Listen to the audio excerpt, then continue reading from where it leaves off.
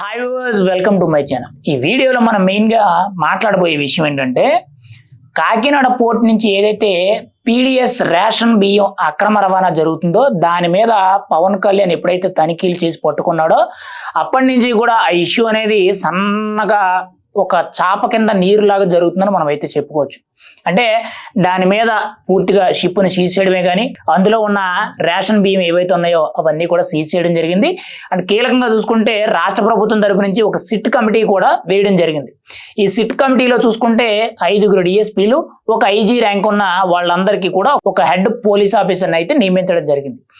ఇక్కడ కీలకంగా చూసుకుంటే సిట్ కమిటీ ఏదైతే వేసారో ఈ సిట్ కమిటీ అనేది కీలకంగా చూసుకుంటే కాకినాడ పోర్టును మొత్తం కూడా వాళ్ళ అండర్లోకి తీసుకొని అందులో అంటే ఈ రేషన్ బియ్యం ఎవరైతే అక్రమ రవాణా చేస్తున్నారో వాళ్ళందరినీ కూడా గుర్తించడం, అందులో కీలకంగా చూసుకుంటే 13 ఎక్స్పోర్టర్స్ కంపెనీస్ ఉన్నాయి. అంటే రైస్ మిల్లుల ద్వారా ఎక్స్పోర్టర్స్ అయ్యే కంపెనీస్ ఏవైతే ఉన్నాయో 13 కంపెనీలు ఉన్నాయి.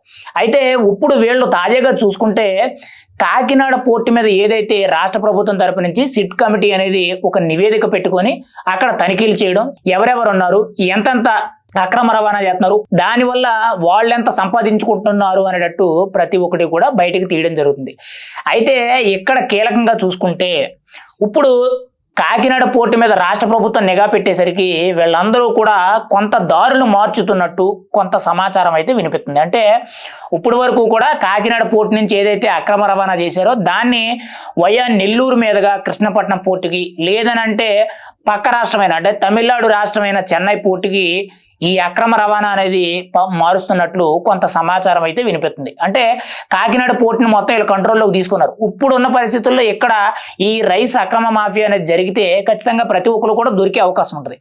ఆల్రెడీ దొరికారు, కానీ ఇంకా ఎవరైతే ఇందులో దొరకని వాళ్ళు ఉన్నారో, ఇంకా తెలియని వాళ్ళు ఎవరైతే ఉన్నారో వీళ్ళందరూ కూడా బయటపడే అవకాశం ఉంది. కాబట్టి వీళ్ళందరూ కూడా ఏం చేస్తున్నారనంటే కాకినాడ పోర్ట్ని దాదాపుగా 1-2 నెలల వరకు కూడా మనం గుట్టు చప్పుడు కాకుండా సైలెంట్గా వదిలేసినట్లయితే ఆటోమేటిక్గా రాష్ట్ర ప్రభుత్వం చేయవలసిన పని తను చేసుకుంటూ పోద్ది. ఒక సిట్ కమిటీ నివేదిక అనేది రాష్ట్ర ప్రభుత్వానికి అప్పచెప్పేస్తుంది.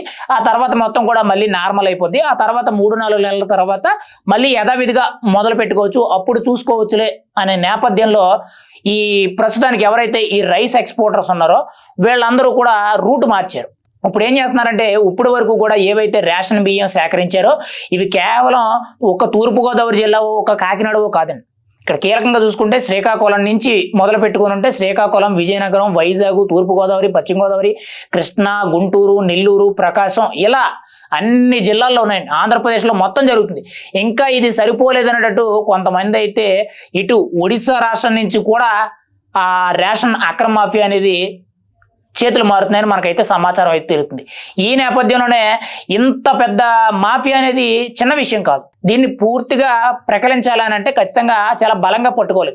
కేవలం కాకినాడ పోర్టుని ఒక్కటే కూడా మనం అయితే నిఘా పెట్టి మిగతా వదిలేయకూడదు. ఆల్రెడీ నేను చూసుకుంటే విశాఖ పోర్టుకి నాదెండ్ల మనోహర్ వెళ్ళి కొన్ని తనిఖీలు చేయడం జరిగింది. మరి అక్కడ ఇంతవరకు ఏం దొరికింది ఏంటి అనేది పక్కన పెడితే ప్రస్తుతానికి కూడా దాని మీద కూడా తనిఖీలు జరుగుతున్నాయి.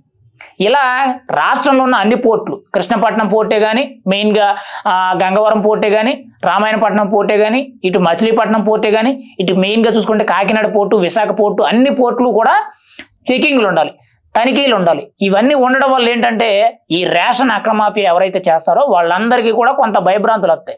లేదు అనుకోండి, వాళ్ళకి ఏదైతే కోట్ల కుమ్మరించే బిజినెస్లు, అంటే ఇప్పుడు ఈ రేషన్ మాఫియా మీద చాలా మంది ఏమనుకుంటున్నారనంటే వాళ్ళకేం వస్తుంది, ప్రజల దగ్గర నుండి కొనుక్కొని వెళ్ళిపోతే అదంతా కూడా ఆయన అక్రమ రవాణా కింద రాదు కదా అనుకుంటున్నారు. కానీ ఒక రోజుకే ఒక వ్యక్తికి 1-2 కోట్ల రూపాయలు ఆ రేషన్ బియ్యం మీద వస్తున్నాయనంటే ఆలోచించుకోండి ఏ విధంగా ఉండు.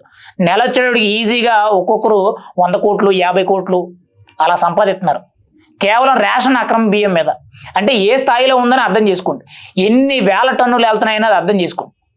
ఇంత భారీ మొత్తంలో జరుగుతున్నప్పుడు ఖచ్చితంగా దీన్ని ప్రభుత్వం కంట్రోల్ చేయవలసిన అవసరం అవుతుంది. ఖచ్చితంగా ఇప్పుడు ఏదైతే కాకినాడ పోర్టు నుంచి రూట్ మార్చి వయా నెల్లూరు మీద నుండి కృష్ణపట్నం పోర్టుకో లేదనంటే చెన్నై పోర్టుకో మార్చడం జరుగుతుంది. ఖచ్చితంగా వాటి మీద కూడా చాలా బలమైన నిఘా పెట్టి అవి కూడా కంట్రోల్ చేసినట్లయితే ఖచ్చితంగా ఈ రేషన్ అక్రమ బియ్యం మాఫియా ఏదైతే ఉందో ఇది పూర్తిగా అనుకుంది. లేదు అనంటే వీళ్ళు ఇప్పుడు దొంగోడు ఎలా ఉంటాడనంటే ఇక్కడ దొంగతనం జరిగింది, ఎక్కడ పట్టుకున్నారంటే వేరే దారి ఎత్తుక్కుంటాడు, అక్కడ దొరికాడంటే వేరే దారి ఎత్తుక్కుంటాడు. అలా ఈ వీళ్ళు కూడా కాకినాడ పోర్టులో దొరికారు కాబట్టి ఇప్పుడు కృష్ణపట్నం పోర్టుకి, చెన్నై పోర్టు వైపు చూస్తున్నారు. కృష్ణపట్నం పోర్టును కూడా తనిఖీల్లో పెట్టినట్లయితే వేరే పోర్టుకి వెళ్తారు. అలా కాకుండా పూర్తిగా అన్ని పోర్టుల మీద కూడా రాష్ట్ర ప్రభుత్వం నిఘా పెట్టి ప్రతి ఒక్కదాన్ని కూడా తనిఖీలు చేయడం, దొరికినట్టు సీజ్ చేసుకుంటూ పోయినట్లయితే ఖచ్చితంగా ఈ మాఫియా అనేది పూర్తిగా అంతమవుద్ది. లేదు అనుకుంటే ఎంత కట్టడి చేసినా కానీ ఎక్కడో ఒక్కడ ఏదో చాప కింద నీరులాగా ఎక్కడో ఒక్కడ ఖచ్చితంగా జరుగుతూనే ఉంటుంది. లేదు అని అనలేము, అలా అని చెప్పి జరుగుతుంది అని అనలేము. గత 5 ఏళ్ళు అలాగే జరిగింది. ఇప్పుడు కూటమి ప్రభుత్వం రావడం వల్ల ఇవన్నీ కూడా బయటకు వచ్చినాయి కాబట్టి ఖచ్చితంగా ఇప్పుడైనా కానీ దీని మీద వేసిన సిట్ కమిటీ ఏదైతే ఉందో చాలా పూర్తి స్థాయిలో దీన్ని విచారించి దీని వెనకాల ఎవరున్నారు అనేది పూర్తి స్థాయిలో అయితే బయట పెట్టవలసిన అవసరం అవుతుంది. మరి రేషన్ అక్రమ మాఫియా అనేది కాకినాడ పోర్టు నుంచి వీరు రూట్ మార్చి ఏకంగా ఈ స్థాయిలో చేస్తున్నారనంటే దాని వెనకాల ఎంతమంది పెద్ద వ్యక్తులు ఉన్నారనేది కూటమి ప్రభుత్వం చాలా కీలకంగా ఆలోచించి సరైన ఇన్వెస్టిగేషన్ చేయాలి. ఎక్కడా కూడా తగ్గకూడదు. ఖచ్చితంగా చాలా బలమైన ఇన్వెస్టిగేషన్ జరగాలి. ఖచ్చితంగా నిందితులు ఎవరైతే వాళ్ళని పట్టుకొని శిక్షించాలి. రేపటి రోజుల్లో వాళ్ళకి పడే శిక్ష ఎలా ఉండాలంటే ఇంకొకలా వ్యాపారం చేయాలనంటే, లేదు అనంటే అలాంటి రకమైన వేరే ఒక అవినీతి వ్యాపారం చేయాలన్నా భయపడే విధంగా అంత దారుణమైన శిక్షలు ఉండాలి. ఖచ్చితంగా వాళ్ళందరినీ కూడా పట్టుకోవాలి.